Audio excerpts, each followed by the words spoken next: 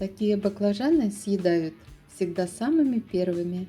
И поверьте, гости всегда будут просить добавку.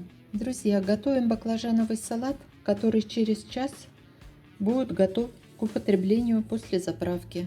Баклажаны нарезали, посолили, немножко перемешали, пусть дадут сок. Баклажаны подсушиваем на сухой сковороде. Высыпаем наши баклажаны в глубокую миску. В сковороду наливаем немного растительного масла. Сюда же одну луковицу я нарезала соломкой. Добавила одну морковь и болгарский перец соломкой. Нарезала соломкой не очень тонко. Слегка все обжариваем, буквально 1 минутку. И выключаем. К баклажанам выкладываем остальные овощи и приготовим заправку. 1-2 зубчика чеснока выжимаю через пресс. Сюда же добавляю 2 столовых ложки растительного масла, 2 столовых ложки соевого соуса, чайную ложку сахара, черный молотый перец, перец и паприку добавляем по вкусу. Сюда же выжмем сок половины лимона.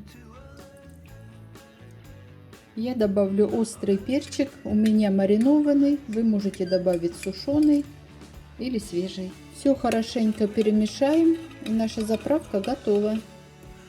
Перед заправкой вы можете добавить зелень, у меня укроп, петрушка, вы можете добавить кинзу по желанию. И теперь наши баклажаны мы заправляем.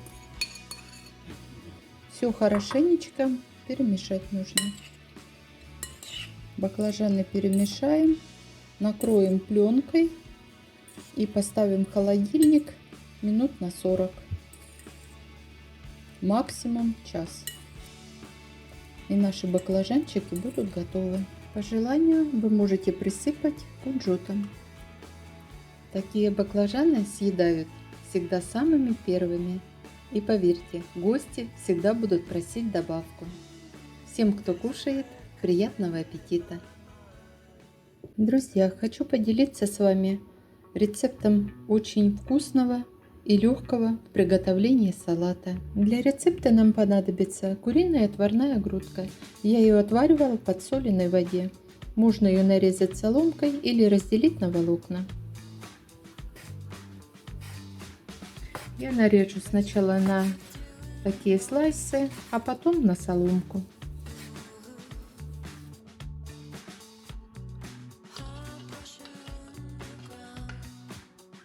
Дальше нам понадобится 2 огурца. Огурцы также нарезаем соломкой.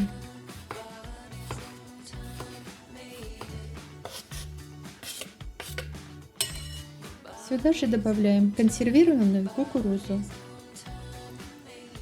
и нарезанные соломкой яйца. Теперь салат нужно будет заправить майонезом. Полный рецепт ингредиентов будет в описании к видео. Все хорошенько перемешаем. Обязательно пробуем на соль. Если не хватает соли, досаливаем. И можно приправить черным молотым перцем. Все по вкусу. И для пикантности добавляю перчик. Наш салат готов. Он очень вкусный, легкий, готовится быстро и очень сытный. Такой салат можно подать и на праздничный стол.